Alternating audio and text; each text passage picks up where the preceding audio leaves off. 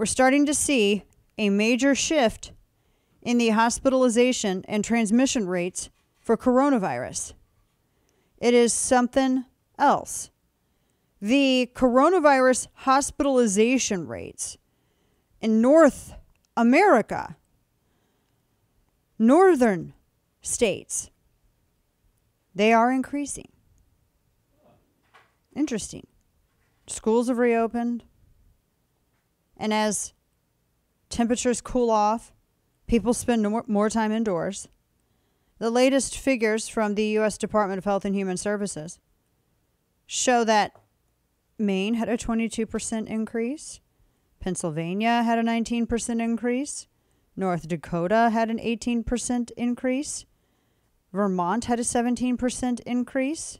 Interesting. Goes on and on and on. Now, a lot of these states have big cities. Some had regulations that were a little bit stricter than others. Some didn't. But here's the thing. The one thing, regardless of who the governor is in that state, regardless of whoever it is, the one thing that is the same is that they're all in the northern half of the country. Now, the South has already peaked where it concerns the Delta variant.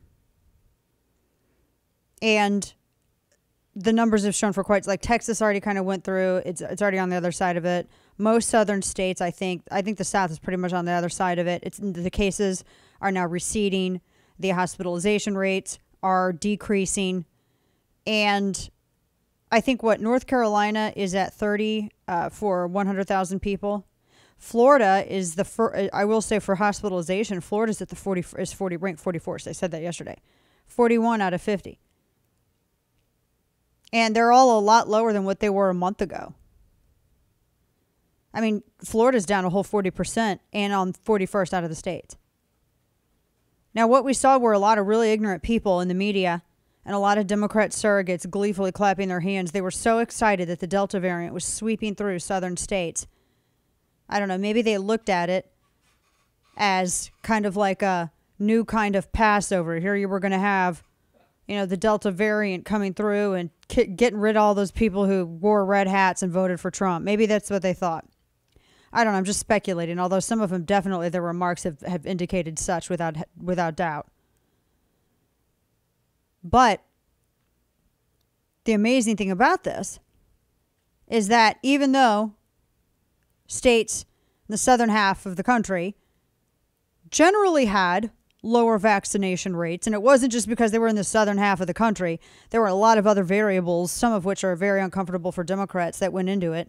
I mean, it's kind of funny when you have a huge demographic of people that are very hesitant about government-forced medicines and experimentations and everything else because of what Democrats did with them in Tuskegee.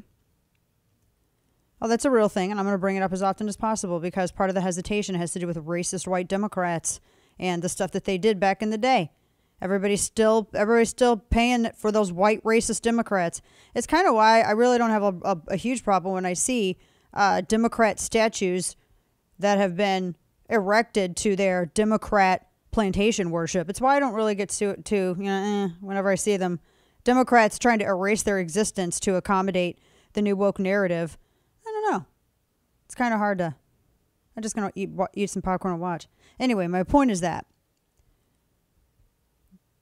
this is turning pretty much like I said it was going to, and I'm not the only person who said that. There's a lot of medical experts that said it. It seemed it seemed too obvious for some of the branch COVIDians. I guess it seemed a little bit too obvious because it's hot in the South, and people want to be in the AC, and they want to not be out in the heat, and so they stay indoors and they stay around people, and this is kind of how it is.